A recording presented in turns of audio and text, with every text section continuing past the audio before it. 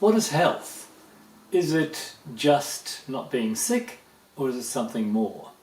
Today I'll give you a few tips and pointers as to how we would define health and how you'd measure it. Hi, it's Dr. Brian here from Hands-on Superhealth, and I thought I would talk a little bit about health. So if we don't know how we are actually describing health, then how do we measure it? In the current Western medical system, health is generally seen as what's left if you're not in a diseased state. Now, disease by definition is dis-ease. So it's fair to say, or the experience would be, that you start feeling ill at ease, and if you stay like that for long enough, you end up with something measurable.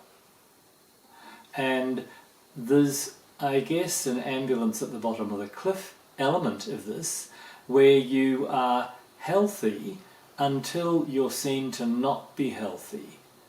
And so all the measurements, all the rules, all the rubrics that we're using are looking for a pathology or a change that says that you're moving out of health into ill health. So all the tools are around measuring ill health, not on actually measuring your state of health. Which is interesting, because if we were better at measuring health, we wouldn't have to wait till you started to manifest ill health before we would intervene.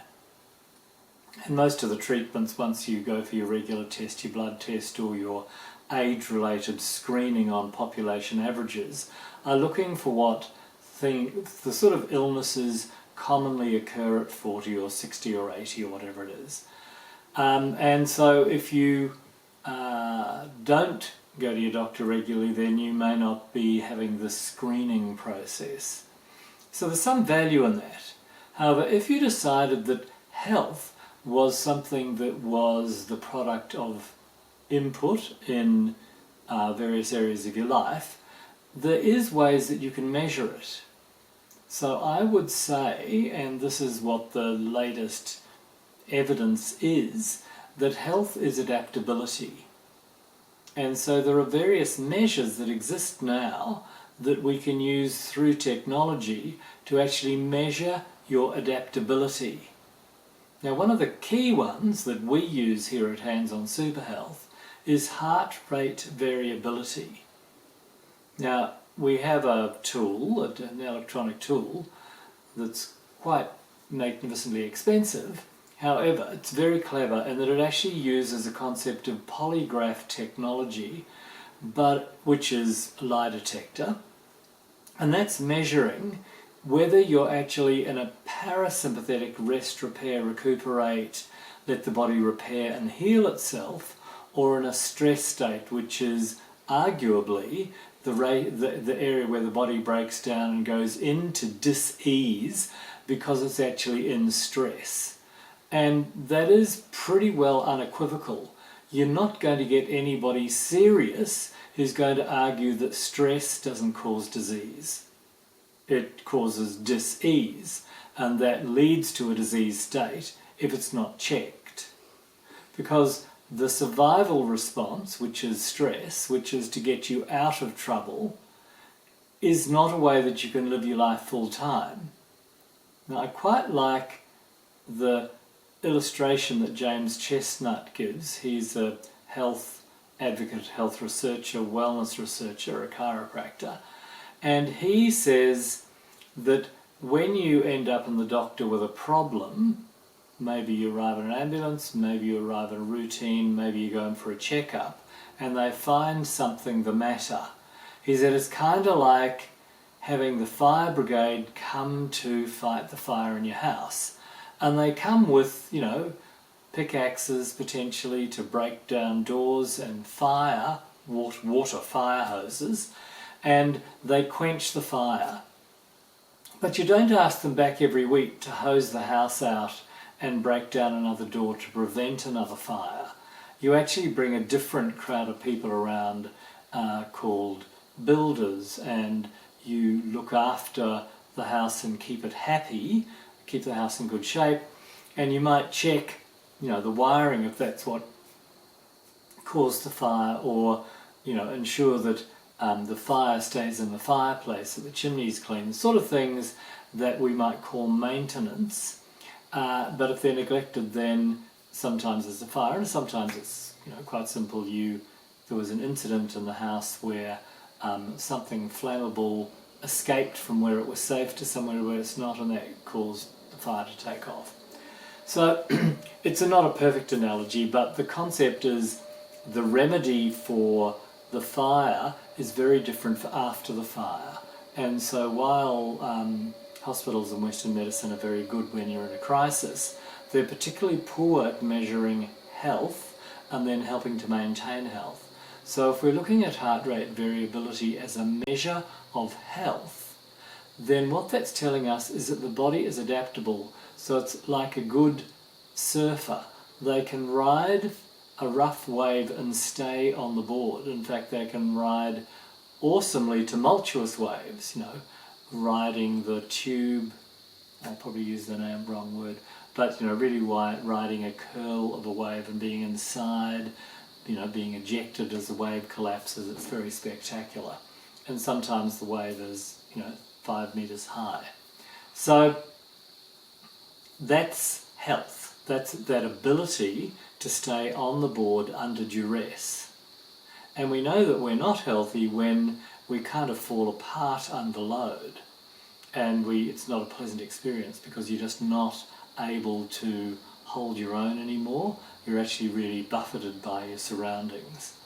So finding that balance point where you are adaptable and have range, that you can sort of move around with life's push and pull, means that you can enjoy a better state of well-being. Well-being is the description of feeling good.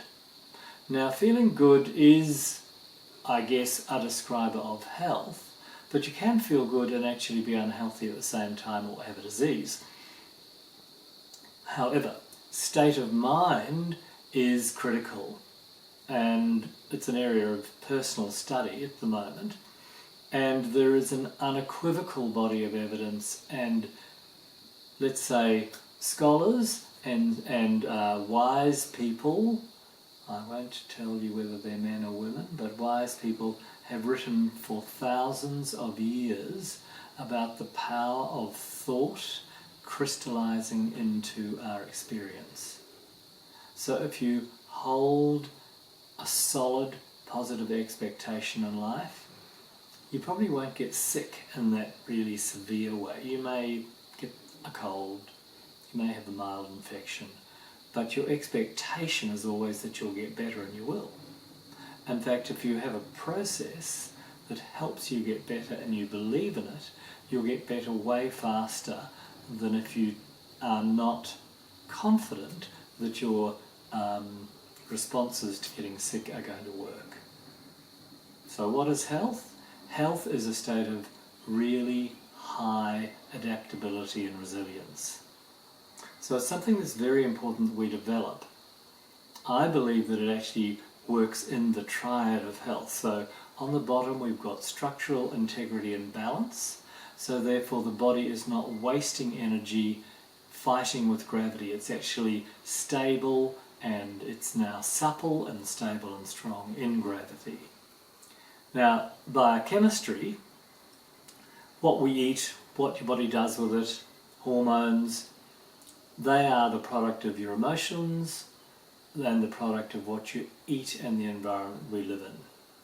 So you are totally in charge of what you eat, and you are in charge of your thoughts. So those two things can really be under your control. So when you've got structure and biochemistry balanced, then emotions will be more stable, and we will make better emotional choices when you're feeling good. When you're feeling miserable, you're more likely to go for the Tim Tams, go for the chocolate biscuits, eat the ice cream, do those things that we know are actually damaging to your health. They feel good here, but they don't do much down here.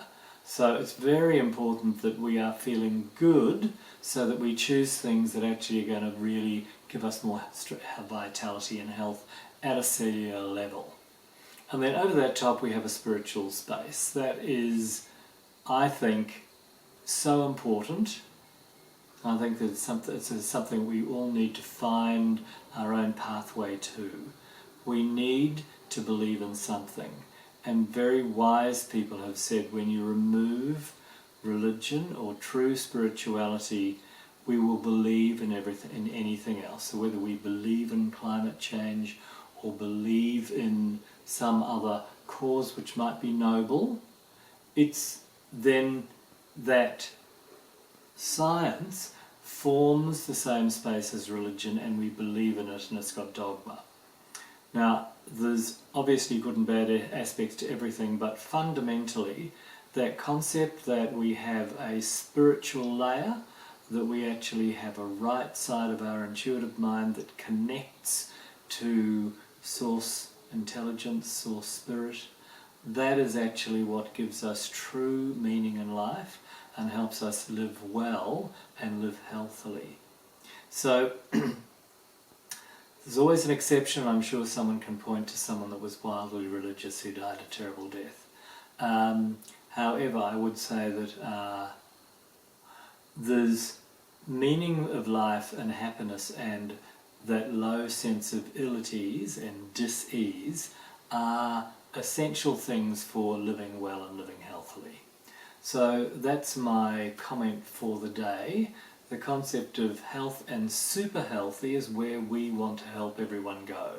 We're not just content with healthy, we want super healthy, so you feel at your absolute best to contribute the most to the world. We all have unique gifts, we all are valuable, we are all adored by Source. So we're all important, and all of us have a unique personal contribution to make to the world around us. And often we can't step up and do that if we aren't feeling our best. So health is the platform that we stand upon in stability and security and adaptability to be our best to the world and inspire others. So that's my quest for super healthy, is that we all make personal choices to live our best life. All the very best. I'll speak to you soon.